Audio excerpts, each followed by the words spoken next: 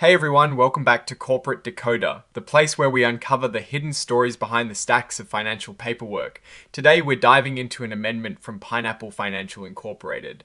And let's just say when companies file amendments, it usually means there is more to the story than meets the eye. So Pineapple Financial Inc. put out their annual report back in December, but now they've had to file an amendment, which is like going back with your homework to fix a few things.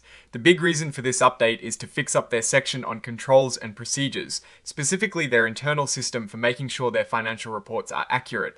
It seems like after they filed their original report, they realized something wasn't quite right, especially because they were late filing that original report and they found some serious weaknesses in how they handle their financial information. The top brass, the Chief Executive Officer and Chief Financial Officer, took another look at how they ensure all the important information gets out on time and is correct. And based on that, they've concluded that their system for disclosure controls and procedures wasn't effective back on the 31st of August of last year. This means important stuff might not have been recorded, processed or reported within the deadlines set by the Securities and Exchange Commission.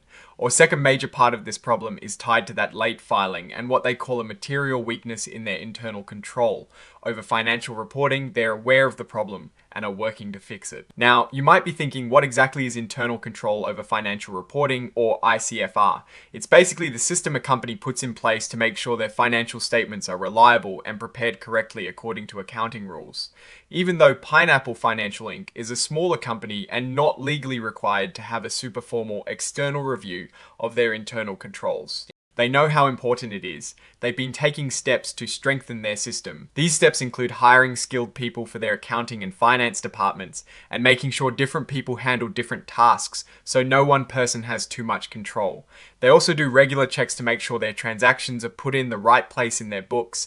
They're using a process where important entries and payments need two people to approve them, and they keep good records of their big assets and what they paid for them. They also have clear documentation for their accounting rules and important estimates. And importantly, the senior management and the audit committee are watching over the financial information more closely. Despite all these efforts, when they look closely at their internal controls related to financial reporting, as of the 31st of August of last year, they found a significant problem. This is what they call a material weakness, and it is specifically about how tasks are divided among the finance team. Because they have a small number of people handling financial reporting, there is not enough separation of duties. This is a serious concern because it increases the risk of errors or even fraud going unnoticed. But here is where they lay out their plan to fix it. Since the main issue is the lack of division of tasks, they have a four-part plan. First, they're implementing mandatory documented reviews of all important financial tasks. This means someone like the CEO, CFO, or an independent board member will have to review and sign off on entries, account reconciliations, and complex estimates. Think of it as a second pair of eyes for every critical step. Second, they've created a detailed checklist for closing out their books each quarter. This checklist clearly shows who did what, who reviewed it, and requires signatures to prove the review happened. This formalizes the process and makes it clear who is responsible. Third, they are bringing in an external expert, either an employee or a consultant, to help with reviewing and checking the really tricky and risky areas of their finances. This is a smart move because it brings in an outside perspective to ensure those important tasks are done correctly, effectively creating segregation of duties by using someone not directly involved in the daily operations. And fourth, they are going to restrict access to their financial systems based on job roles. For example, the person who handles sending out payments won't be able to approve those payments or do the bank reconciliations. This is a system level control to physically prevent someone from completing an entire process from start to finish without oversight. Looking back at the past year, the company has been making other improvements to their financial controls. They've improved how they review and approve entries. They've made changes to how tasks are split up, and they've updated their written accounting rules. They say there haven't been any new changes in the last 3 months that would significantly affect their internal controls. It is worth noting that as of December of last year, Pineapple Financial Inc. had about 1.3 million shares of common stock outstanding. The market value of the shares held by people who aren't considered insiders was around $5.4 million as of the 31st of August of last year. This gives us a sense of the company's size in the public market. Now, let's put on our analyst hats and look at what this all means. Pineapple Financial Inc. is clearly grappling with the challenges of a growing company with limited resources. The fact that they've identified these material weaknesses, particularly in segregation of duties, isn't ideal, but it's also not uncommon for smaller, publicly traded companies. Their plan to address these issues seems well thought out, focusing on clear processes, independent reviews, and system controls.